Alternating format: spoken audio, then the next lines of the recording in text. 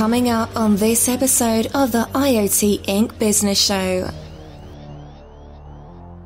What we're taking is what is reasonably complex technology, and we're saying we're going to put it in these everyday devices that have to be 100% reliable, right? If you walk up to a light switch and the light doesn't go on, you don't think, geez, I wonder if my internet connection's down. I wonder if the network was busy right now. You think the bulb is out. That's the only choice. And so the consumer paradigm around these devices, be it in the home or in your workplace, is they have to work every single time. There are 5 main IoT alliances, consortiums, and groups focused on the Internet of Things, and I interview them all. The Thread Group is focused on the home and believes that, like 802.11 with Wi-Fi and 802.15.1 with Bluetooth, a third radio, 802.15.4, is in need of a group to support it. The easiest way to think of Thread is that it is the Wi-Fi for low-powered networks in the home. Sound like Zigbee? Well, it is, but the antiquated Zigbee doesn't stand a chance. In this episode of the IoT Inc. Business Show, I discuss the Thread Group with Skip Ashton. All this and more on this episode of the IoT Inc. Business Show.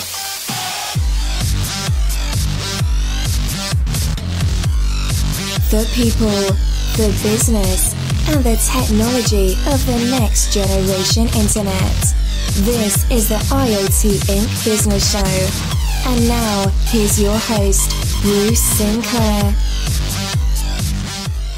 Hello and welcome to the IoT Inc. Business Show. This show is for business leaders and managers employing the Internet of Things for their business or the business of their customers. I'm your host, Bruce Sinclair, and I interview the industry's leading authorities to find out how they use IoT to improve business and create value. If you like this show, subscribe to it on iTunes and go to iotinc.com to check out my complimentary articles, videos, meetups, and webinars. To find out more information on the Internet of Things, head over to iot-inc.com, where you'll find interviews, articles, and notifications of my live meetups and webinars. With me today on episode 10 is Skip Ashton. Skip is VP of Software at Silicon Labs, where he's responsible for the software for their MCUs, Zigbee, and their short-range wireless chips. He's also Vice President of Technology at the Thread Group. The Thread Group is a not-for-profit organization responsible for Thread technology, education, and certification. Skip is the man when it comes to Thread technology, so obviously we're going to have to do some deep dives when we get a little bit further into the discussion. Skip, thanks for joining me today. Glad to be here, Bruce. Thank you. So why Skip instead of Augustus? Man, that's cool. The old family nickname. Yeah, you can't call kids by their real names, right? So is it a Greek name or where does it come from? It's an old family name, so I'm actually the third. So the third. Yeah. And you didn't want to keep that. I think that's like powerful. I even tortured my oldest son with it just to carry it on. Oh, you did? So there's a number 4. There's a number 4. Poor kid. But he's not going to use it though. He goes by Augustus. Good. So he's bucking the trend then.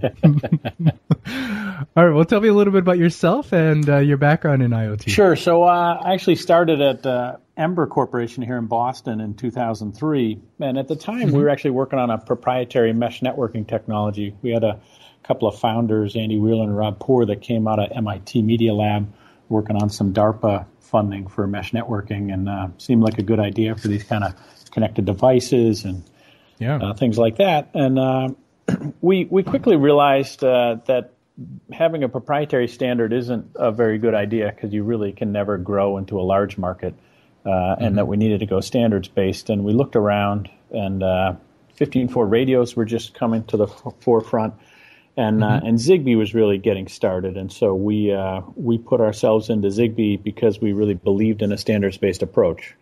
And so little by little, somehow these things creep up on you. Got dragged pretty deeply into the standards development effort, making that work, helping get it organized and driving that. And we've been very successful at that. And Zigbee's, pretty widely deployed today in a lot of connected home. There's, well over 100 million devices out there on Zigbee. And that many. Wow. And we've shipped, quite a few of those.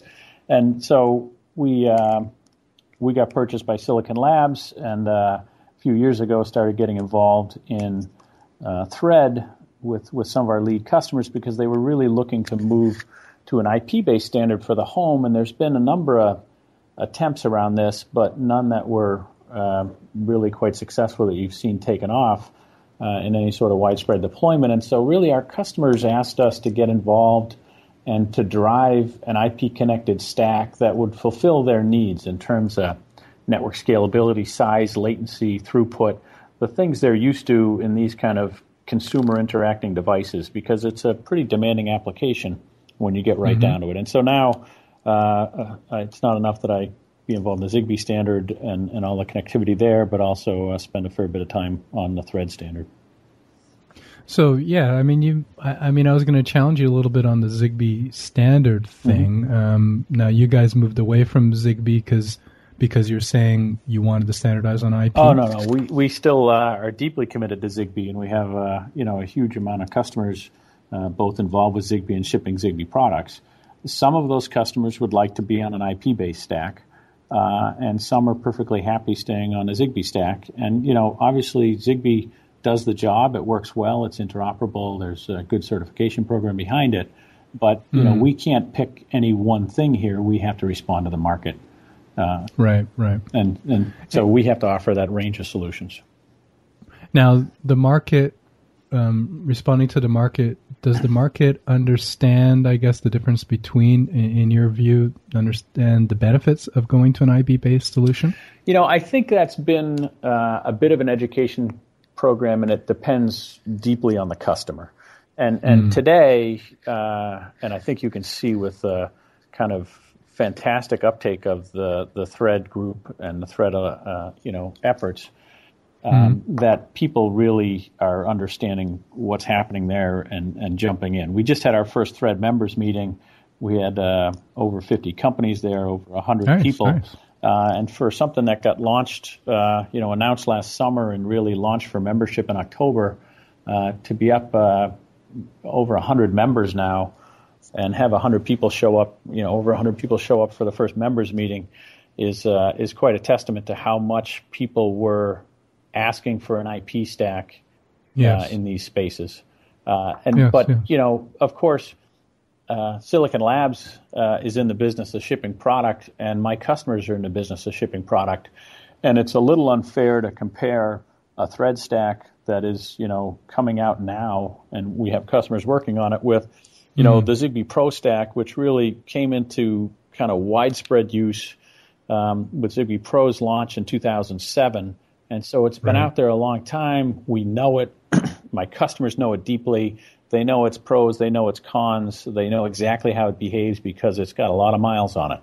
And so they take a very mature approach. They have to keep shipping into the marketplace. And when it's appropriate, they'll shift over to an IP-based stack, if they think they need it for their marketplace. New people coming along obviously take a different view. They say, wow, I'm building a new product now. I should just be on IP, right? Yeah, and why would I want to be siloed? Yeah. Yeah.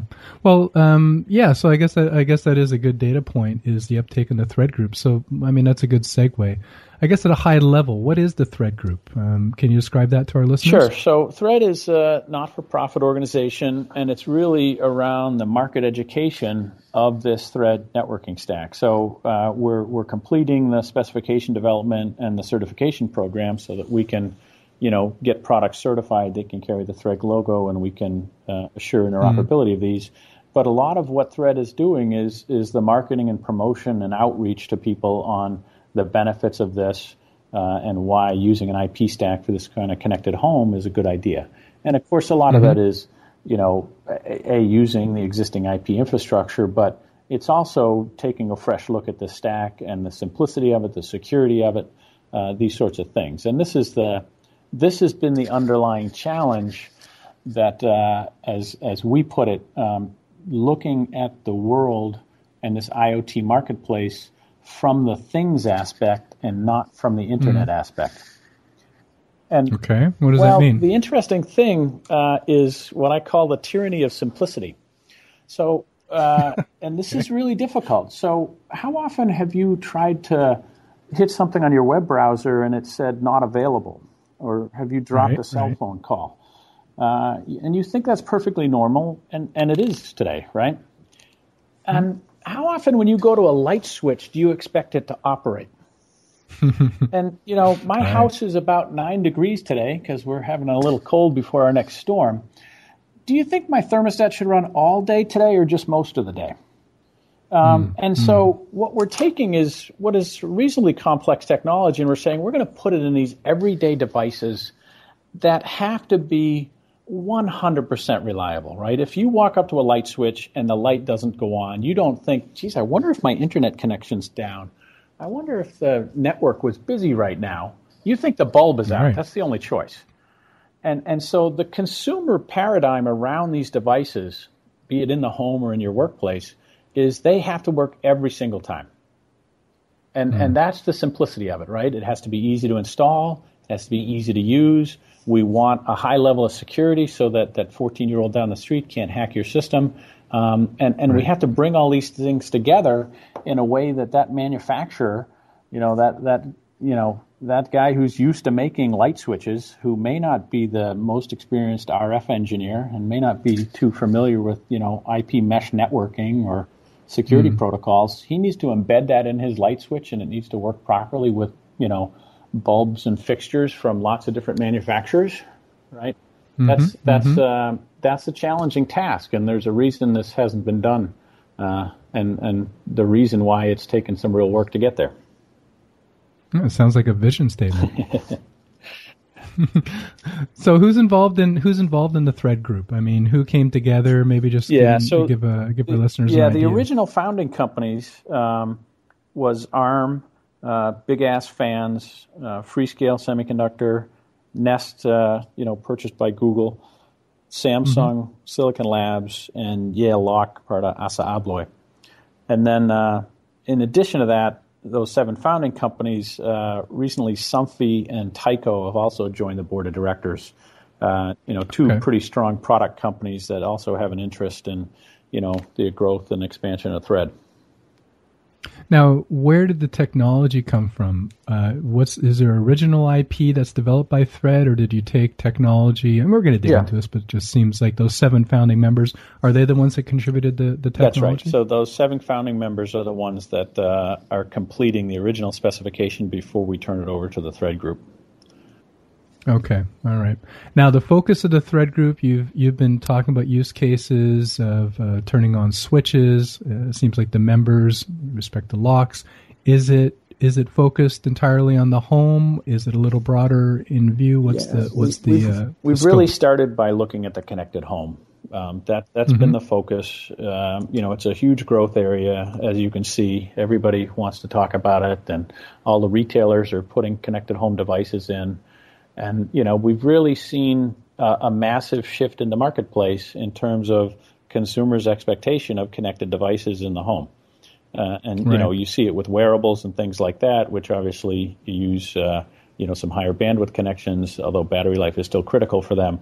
But, you saw it, just a few years ago, Philips launched the Philips Hue light bulb, right? And that's been, by all accounts, very successful. And in that you get 3 light bulbs and no switches. And so my question to you, your house is, how many bulbs do you have that don't have switches associated with them? Because I suspect... Just the ones over the dryer that are sitting there. And so, that really is kind of the paradigm shift that we've seen, that it's okay to sell light bulbs and have the smartphone be the control point.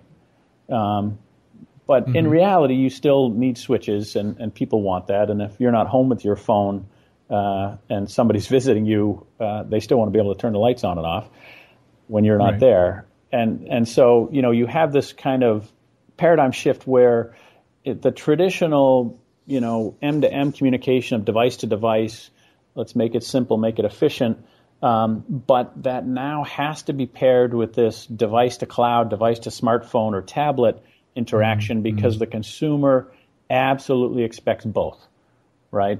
It's great that the switch works, but my smartphone better work with it too, right? Or my tablet. It's part of the deal. And so, that just wasn't the case, even 3-4 years ago, right? That, it was kind of a cool thing, and now it's completely expected. And so, I'd like to be able to talk to my light bulbs and my appliances and my home security system. I can log in and talk to my thermostat and my smoke detectors, and, that's just normal. Yeah. So go back to the group, and what is the output of the group? What is the purpose of the group, and what are you producing? Sure. So we are going to release a specification this summer, the initial thread specification, as well as the certification plan, and have the certification up and running. And then the real other purpose of the group is around the promotions, the marketing activity, education of both developers and consumers, and these sorts of things, right? And so, you see this, the one that people compare us to the most is the Wi-Fi group, right? So obviously, they're doing a lot of promotional activities. You do a lot of plug fests, making sure people understand how the products work. But you're doing a lot of education, outreach, making sure people understand what the logo means and how to use it, and so the consumers get used to that. So you said specification. You did not say standard. Why don't you clarify?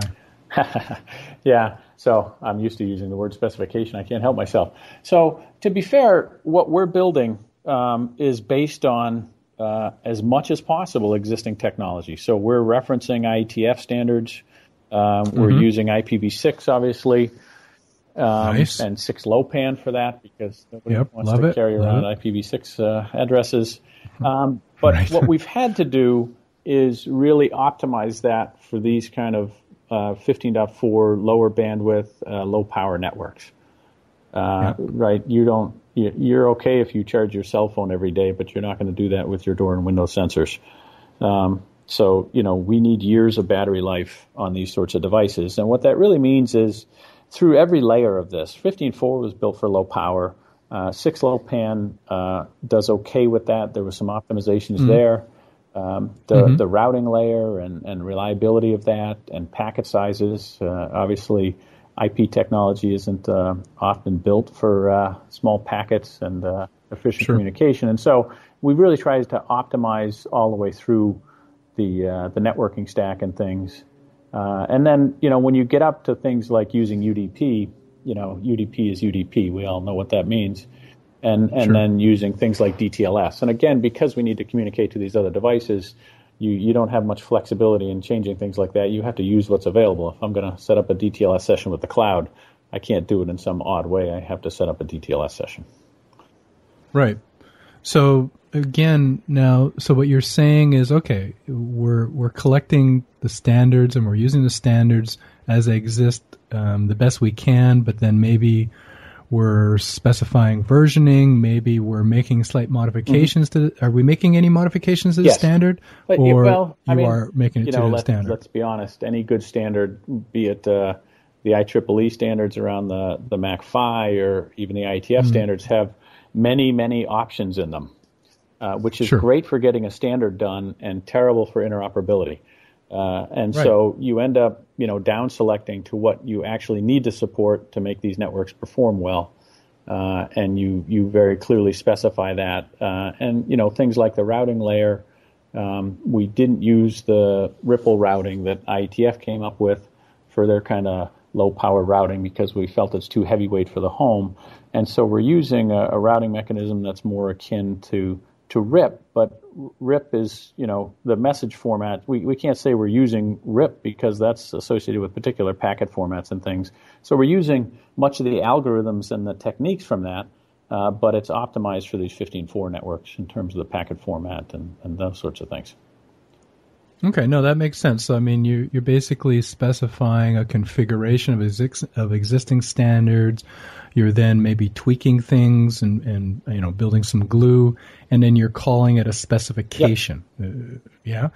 Now, again, is it a semantic issue, or am I just getting hung up on it? Is it a standard, or is it not? It is a semantic issue. It is a standard, and I think.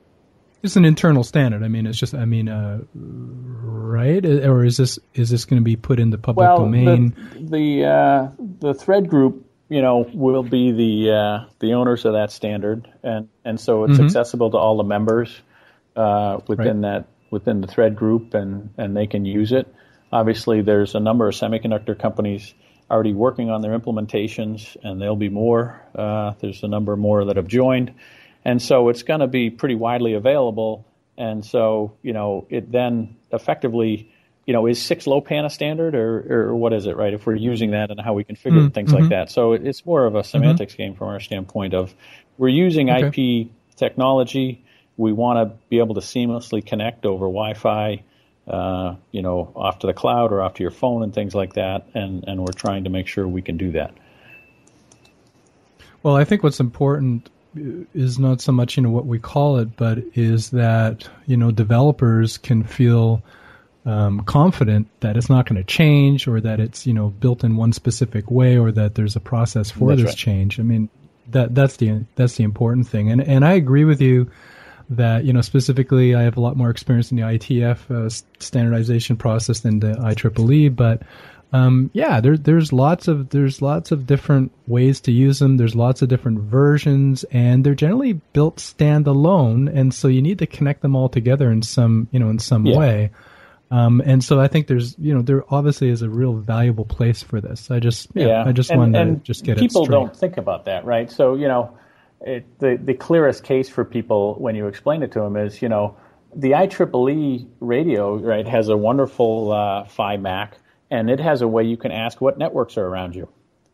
And IETF has, develops routing standards so that when you're on a network, it knows how to route. Okay, well, how do I bridge from, hey, there's 5 networks around me, to if I was on a network, I'd know how to route, right? That joining process is something that has to, as you say, it's the glue between the layers that says, oh, no, I need to be on this network. The user is asking me to be on this network because this is his home, and those other networks are some other neighbor. No, exactly. I think that makes sense. All right, so go back to Thread. How does the group make money, and where is it spent? Yeah, I mean, we can't really get too much into the specifics there, but, Thread is membership driven, right? And so, we've had a lot of companies join, and, Is it public information, the different levels? Yeah, or is that private? The membership levels are available on threadgroup.org, and so it's from that standpoint, it's pretty straightforward. It's all out there in public. How it gets spent, we're still, as I said, we just launched the organization last summer. Where we just had our first members meeting where we got the committees organized, and we've got a certification committee, we've got a use case committee looking at new areas and new markets and the applications and things, and we've got a ecosystem committee that really looks at the marketing and the promotion and the speaking opportunities and trade shows and things like that. And so we're really with these meetings this week, getting that whole process kicked off and getting all that member input. And, it's great to see all these new people coming in and really excited about getting involved and driving Thread out there into the market. Well, maybe another way, and I can, if you don't know them off the top of your head, I can put them in the show notes, the actual membership levels. But maybe another way to look at this is, why would a company want to join? What do they get in return for their membership fees? Sure. So, they get access to all the other members. So, if you look at many of these networks and things, right, people are making a piece of the network, and they need to interoperate with other devices and things like that. And so the way you do that, right, is you need to meet other people. And so maybe I want to make a device, but I need a border router. Or, maybe I make switches and I need to talk to lights, and I want to talk to lighting companies, or vice versa, right? And so, these companies want to get together and talk about it, understand how other people are using the technology and how best they can use it, right? Super valuable. Yeah, and so that networking, that getting together with people, how are they using it? What are they using it for? What are their ideas around it? And so that's very important for people to be able to do that. But similarly is the outreach to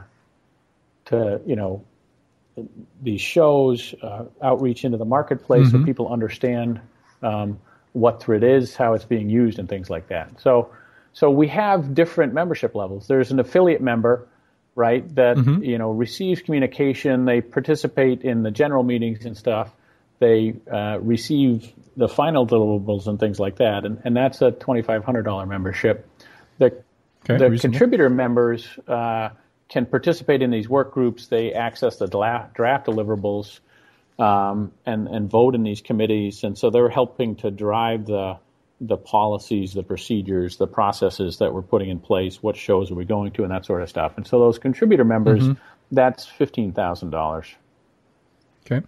And then sponsor members are on the board, and so in addition to all those same things, they're also helping to drive the direction of the board and initiating work groups and approving the final deliverables, approving the operating budget, and that sort of stuff. And that's $100,000. Okay. So going to the value, one, I mean, you're the networking. I agree with that. That's super valuable. Second is there's going to be value that you're going to be putting into the Thread brand. And so indirectly what they're getting if they do use Thread is being able to use the logo. And we'll get into certification after that. The third thing, what I'm hearing is different levels of contribution to directing where the technology goes and maybe how it is marketed. That's right. Absolutely. People want to get involved. So companies want to have a say at the table. They definitely do. Now, what I'm interested in is how are members, whether they're affiliate, contributor, or sponsor, how do they influence decisions? You were saying there's some separate, I don't know if you call them working groups or and so there are these different committees, right? The certification committee, okay. The ecosystem for the kind of marketing and promotion, and the use case committee overlooking at different application areas, those sorts of things. And so any of the contributor or sponsor members have access into those committees. They can volunteer, and like any organization like this, what you get out of it is quite often what you put into it, right? If you show up and listen, then the meeting's not going to be as lively as if you show up and contribute, and And so, we're just starting that process with the Thread members, but we had a lot of lively discussion this week over, where things are going and what's the best way to get there and stuff. So really getting us started off on the right foot. Now, how are, in terms of decisions, are they voted upon? And if so, what's kind of the mechanism? Is it a one company, one vote? Is it my company votes 10,000 or 100,000 versus 15,000? It's a one company, one vote. And then all the final deliverables have to get approved by the board also. But it's if you're a member, you have a vote as a company. Okay, so you could be a member of a number of different committees, and then you'd have a vote in each of those different committees. Right. And then the caveat here is the board, though, can overrun or can overrule those votes? I mean, the board has to be responsible for the overall direction and oversight of the group, right? And so the board, and this is pretty normal in most standards committees, the board has to approve final deliverables. And are they involved? I'm assuming then there's going to be board members that are involved as these decisions are being voted upon, so that they're not going off off target and if kind of struck down. If you look at what happens, these board companies are making a heck of an investment, right? It's not that they're just paying to be board members and sit in those meetings. They're bringing more members from their companies who are sitting in these committees or chairing these committees. They're deeply involved, right? Companies don't do this lightly. They tend to get very involved. Yeah. Are some of the companies contributing manpower as well? Absolutely.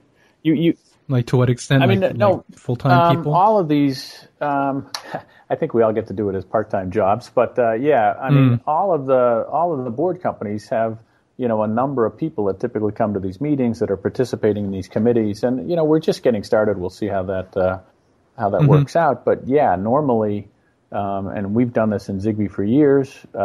You see it in the Bluetooth SIG and other groups, right? These board level companies are investing people's time, normally on a part-time, but sometimes on a full-time basis to really help drive these groups, drive the deliverables. That's how this stuff happens. There is no standing staff of the Thread group. work is done by the volunteer members and their desire to get work done. Oh, okay. So so the money is not paying any full-time, I guess, Thread employees. No, we have a management company that helps to manage the website and organize the meetings and that sort of stuff. But that's, we don't have full-time employees of the Thread group that do this every day. It's all volunteers. Volunteers and lean and mean then. Yeah, I mean, not threadbare. Right. Most organizations tend to run that way, right? There's not a. Yeah, no, absolutely. Okay, well let's talk tech a little bit. Let's switch gears. So you were describing earlier, but maybe Thread, from what I understand, is a networking protocol, but that can be pretty overloaded. Can you maybe encapsulate what does Thread cover? Yep. Well, first of all, let's go there. So Thread really is built upon a standard MAC-PHY. It is doing the mechanisms to join the network and the commissioning process. It's doing the routing for the network and the routing maintenance and things like that. The basic security of the network and rolling keys and all those sorts of things. And error recovery, but what it's not doing is application layers. So it truly is a networking stack, very much like Wi-Fi, except for really low power devices. Right. Okay, and so not a networking stack, and uses existing radios. Is it just the 802.15.4, That's right. or does it work with other radios too? It's currently just on 802.15.4 at 2.4 gigahertz. Right. So, that's an international band. It's pretty much available around the world, so that makes it nice and easy. Okay, so it's sitting on top of that radio. Yep. Great. It's doing routing, signaling. It's using IP, which is great. Now, on top of that is sitting an application layer. Right. Now, would CoAP be there, MQTT, or what would be sitting? What would be typically would you find sitting on top of Thread? We're using CoAP as part of our management framework for some of the communication between nodes from a management standpoint, and obviously. Thread does not specify the application layer, but we see a lot of people wanting to use CoAP in some of these applications. But the truth is, the way you have to think about this is, I have a lot of customers. There's a lot of companies involved in Thread, and there are many application layers out there. Sure. And Thread doesn't care what application layer runs over it. Now, the flip side of that isn't really true. Applications care what stack is under them because, right, if I build a light bulb on Thread and it's using 6LoWPAN and the Thread routing and Thread security and things like that, and you pull down an IP stack off of Contiki and build a light switch with it, even if we put the same application layer on, well, your switch is probably not going to talk to my light because we're using a different networking layer. So the applications care deeply about the stacks, but Thread as a stack is happy to run different application layers, which is really nice in today's market, where there's a fair bit of discussion of what is the most appropriate application layer, and different markets may have different needs, right? Sure. Commercial buildings may look at using BACnet in the U.S. or KNX in Europe. We obviously have a lot of customers on Zigbee who would like to understand how they could run Zigbee over something like a Thread stack because the Zigbee application layer is so rich. But you go to Asia and, Japan uses Econet Lite for some of their in-home communication for some energy and things like that. And, the Thread stack really doesn't care what is running on top of it, right? We're just sending the messages. Fair.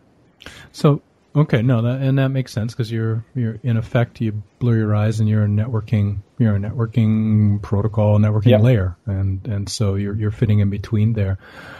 How are developers accessing Thread? Is there a RESTful API? Is it a different type of metaphor? What's the mechanism for actually using it? Yeah, I mean, it is generally a RESTful API. So developers currently get access through some of these original members who have software out there available for people, and so they can start their development on that. Now, until we release the final specification, it's not really Thread yet. So we're in the final kind of testing and validation of the specification and the certification such that it'll be available this summer.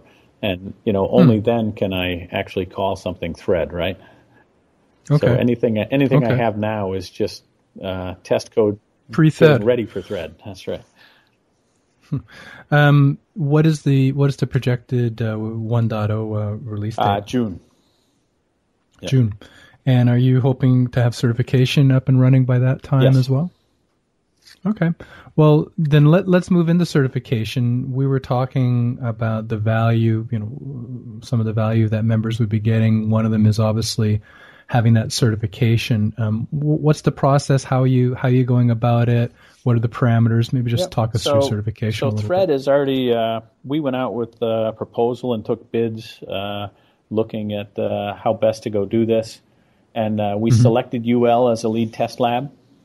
They're developing a test harness that'll be used for certification as part of it, and we're developing that as part of these interop testing events we're doing now.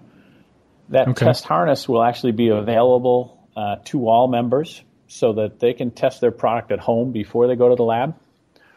So, nice. So in theory, going to the lab should be really easy. If you run it at home, it should run the same when you go to the lab. Of course. And so, that's a real benefit to members.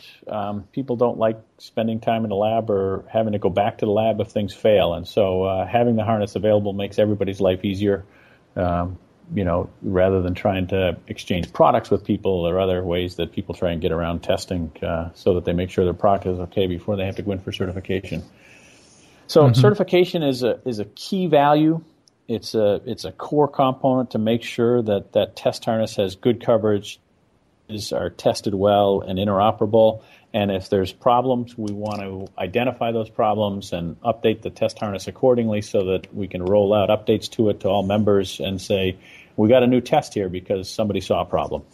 And so really we want to make sure that is just one of the key components of Thread and using the technology is that your device is going to be interoperable when it joins the network, goes through the security and commissioning process, and starts to participate in the network, that there is not going to be field problems there. It's going to be interoperable.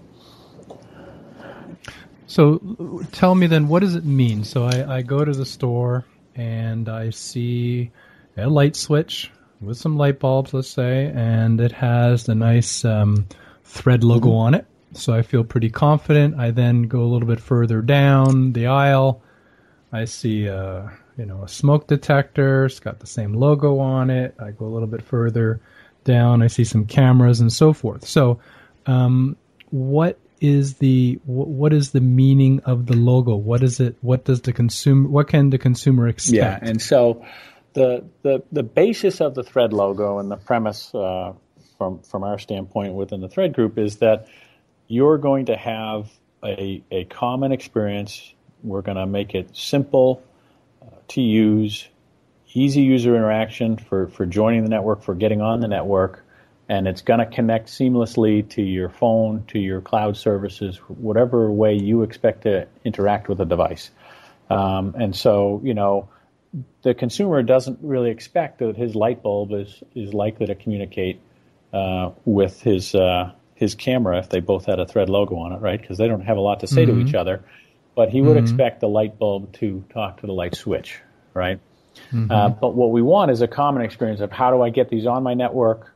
How do I know they're behaving properly on my network? And that we can get this data off the network to your phone or to your cloud service or however the user chooses to interact with it. Well, maybe I'm jumping to conclusions, but since the Thread is really a networking layer, will there even be a Thread logo on consumer devices? Because that doesn't really, like you were saying about the cloud and because we didn't talk about the radio either. But what is that? Is that actually going to happen, or is it more for the companies developing? No, there will be a Thread logo on the products. Yep. There will be. So, but now since Thread is only focused on that networking layer, how can, for example, I've got I guess the product, you're going to make sure they're all running the same radios. So that's one thing. So it won't work, for example, right now, at least with Wi-Fi or Bluetooth technology. But on the application side, how can you make any guarantees there? Because it's just, now you're looking at it just as a device point of view, or how does it permeate further? No, and so I guess I have a disconnect there, because there can be a lot of confusion. When you buy a Wi-Fi access point and you buy a laptop that has Wi-Fi in it, do you think they're going to talk to each other? Yeah, and so you haven't worried about what application, right? You expect you can run Skype over that, and if I'm on Skype and you're on Skype, we're talking just fine. If I open my web browser, I expect it to operate too. And so there's a good example of, I have a common network, radio, Mac and Fi and things like that, right?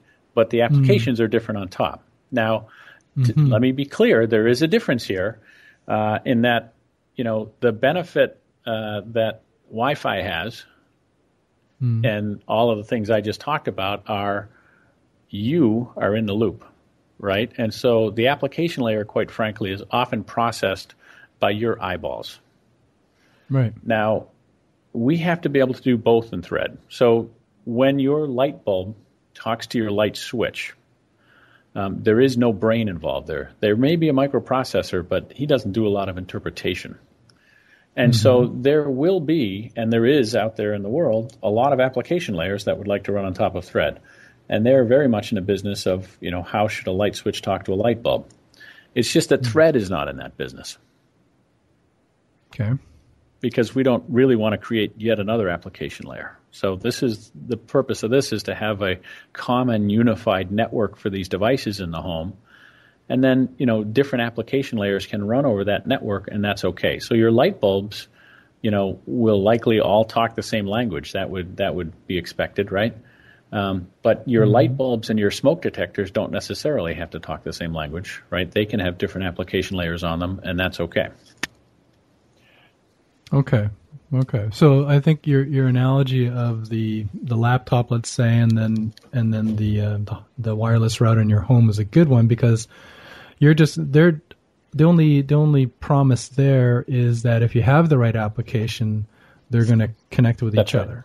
But now, going beyond here, same thing. If you got the right application, they're going to talk to each other. So I guess that's where the brand promise ends. Is that right? Yeah. I mean, there's nothing more than that. And than from here. our standpoint, from a Silicon Labs standpoint, not talking about the Thread group, clearly the market's going to evolve here, and it's going to solve this.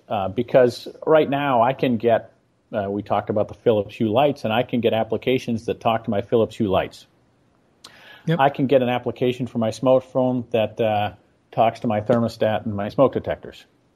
I can get an application that talks to my garage door opener. I can get an application that talks to my security system and my appliances, and they're all individual applications.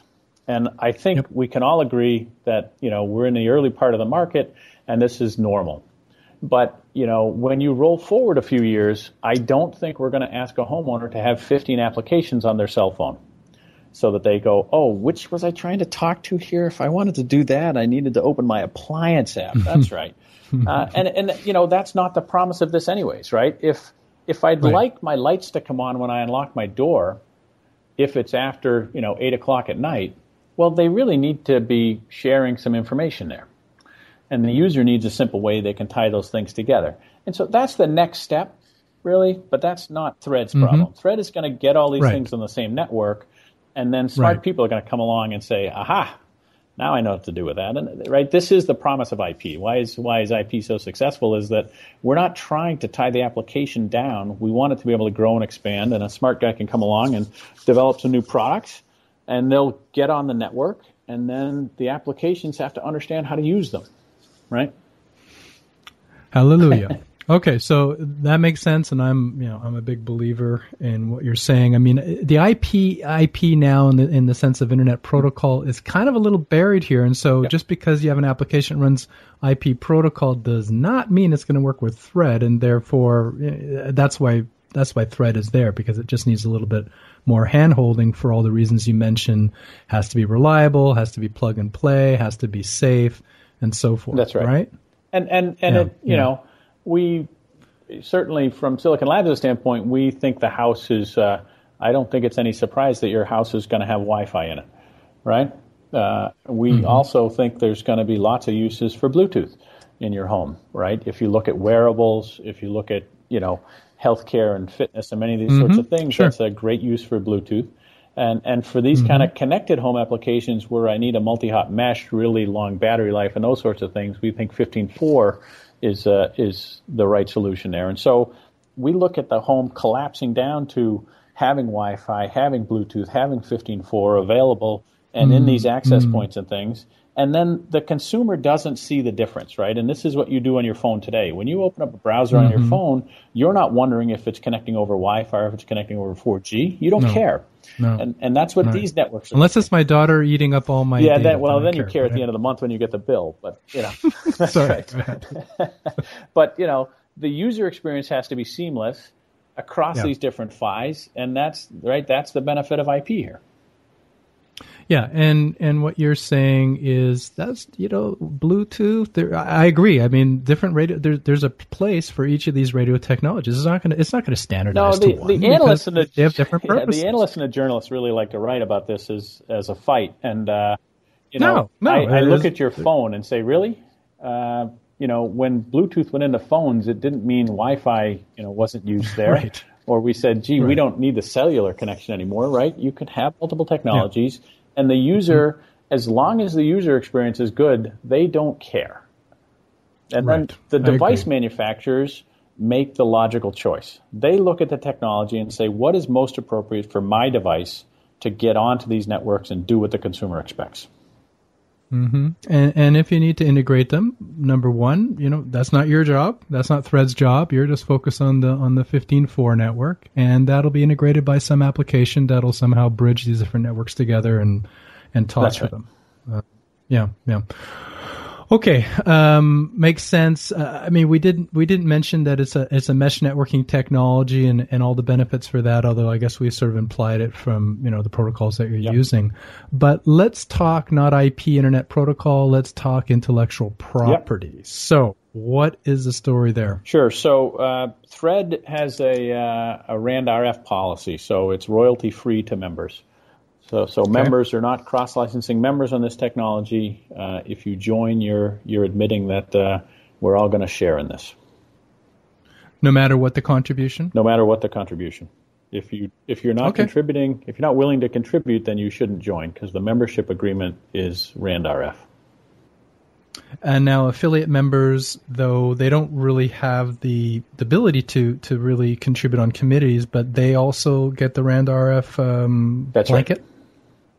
Okay, so it's pretty simple. You're saying if you join, then you have no problems with intellectual property. The patents are granted, or use of the patents are granted to you, and all is good in the world.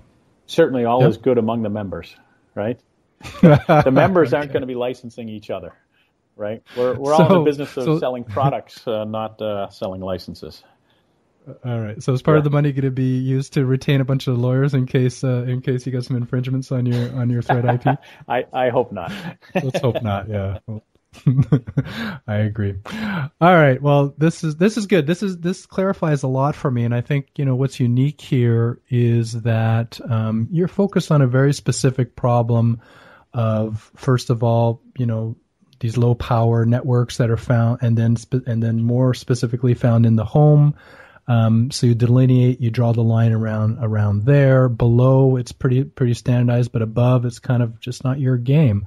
So if you were to compare, the Thread to Alcine or the IIC or IPSO. I forgot to actually ask you about IPSO or IPSO. Yeah, with the smart objects. Where's your HomeKit? You left out HomeKit. You're going to put them in there too. I did, because I don't know what the hell HomeKit is. But anyway, so those are all application layers, and yes. So we look at those and say those are all complementary to Thread. They could run on top of Thread, and it's up to the users and device makers what's going to end up being the most appropriate application layer.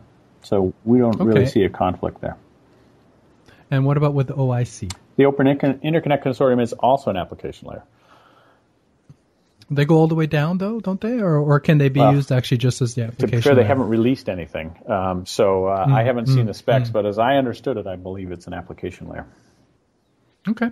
All right. Where can people find more about the Thread group and about joining and the benefits and what else is going on? It's all at threadgroup.org. Threadgroup.org. That's pretty straightforward. All right. Well, and what about Twitter? And is Thread on social media? Are you communicating? At the Thread group, I think. I'm going to have to look it up. But yes. I'll put it in the show notes then, just in case. Yeah. All right. Well, very good, Skip. Thank you. That was illuminating. It's really at least helped clarify my thinking, and I appreciate your time. Thank you, Bruce. Okay, well, that was episode 10. For a summary, links, and other valuable resources, go to the show notes. I take all the notes for you. They can be found at iot-inc.com/podcasts, along with the show notes for all the podcasts to date. Now remember, there's a hyphen between the IoT and the Inc. Well, now I could use your help. We're trying to get this show off the ground, and the best way to get discovered is with iTunes. So, if you've enjoyed the episode or found it informative, I'd really appreciate a review. All you have to do is go to iot-inc.com/iTunes, and that'll redirect you to our iTunes page where you can let people know what you think by simply giving this show a star review or leaving a comment. I'd really appreciate that. If you'd like to learn more about the business of the Internet of Things, visit my media site. It can be found at iot-inc.com. There you'll find other podcasts as well as articles, videos, and information about upcoming live events like my stream meetups and webinars. These are still early days for the show, so if you'd like to provide me feedback, I'd love to hear from you. You can send me an email at bruce@iot-inc.com, and I'll be sure to take your recommendations into account. Until next time, may your path to IoT business be a reliable one. You have been listening to the IoT Inc. Business Show.